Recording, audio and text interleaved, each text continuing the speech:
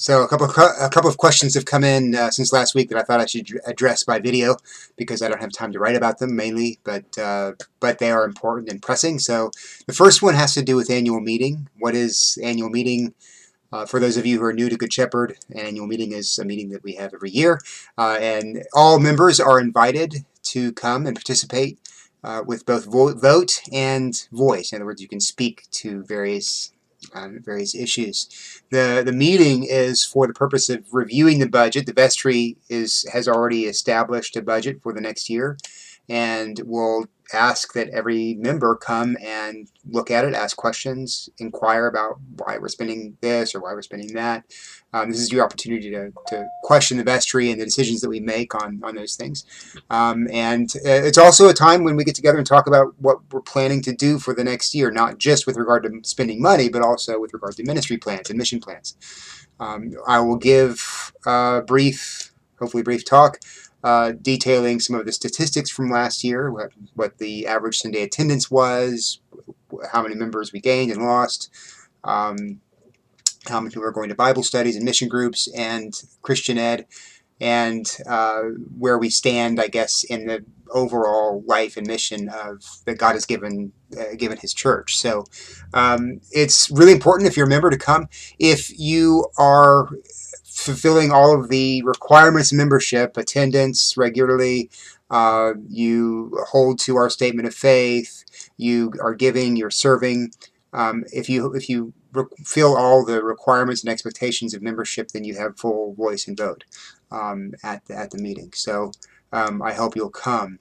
We will also be electing vestry members. We have 3 open spots, and I can give you the names of 2 candidates so far. We have David Sanju, who will be running for one of those open spots, and we'll also have we'll also have Jerry Shriver, who will be running for another one of those spots. If you are a member in good standing, and with the additional requirement that you attend a Bible study, mission group, or Christian Ed, you are eligible to run for vestry, and you'll need to be nominated and on the floor of the annual meeting and have a second.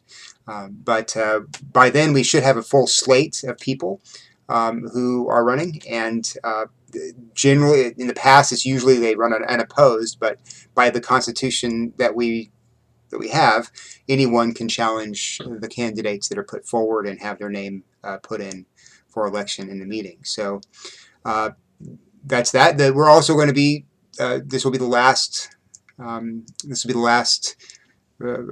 moment for John Cheney, who's not with us right now. He's in South Carolina. He's our junior warden. He'll be stepping down. He's been, because of term limits, he'll be moving on to some other ministry in the church, and we'll be voting on his potential replacement, who will be Jason Carlton. So all of these are important decisions in the life of the church. As a member of the church, we ask that you come and help or participate in that. In these decisions. You'll hear some reports also from various ministries. Oh, by the way, if you're a ministry head, you need to give me a paragraph describing what has happened in your ministry over the last year, what the present state of your ministry is, and some indication of your plans for the future. We'll talk about that in the ministry meeting tomorrow. Second thing I wanted to mention is, yes, last Sunday it was funny. I wasn't intending to do this, but during the announcements, someone stood up and started to announce things in the congregation, and I said, I broke into German and said, "No, don't." I was kidding. I wasn't trying to be a dictator, but we do have a policy that if you want to make an announcement, you put it through to me, and I'll look at what you propose to say, and I'll either announce it from the pulpit or I won't. In general, if there's a lot of things, then I'll just make sure they all get in the update, which we send out by electronic and by email, and that we also print in the bulletin. But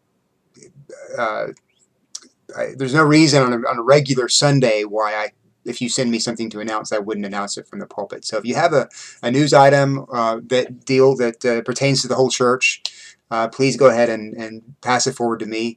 I was kidding with the person who I said no, and I stopped talking because I said earlier when we announced this policy that that I would do that if I would stop it short if someone tried to announce anything from the floor. So that's why that happened.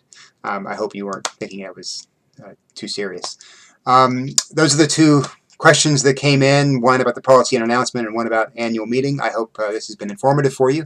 And if you have other questions of this sort, not just theological questions or biblical questions, feel free to send them on in and I'll do my best to answer them. Thanks.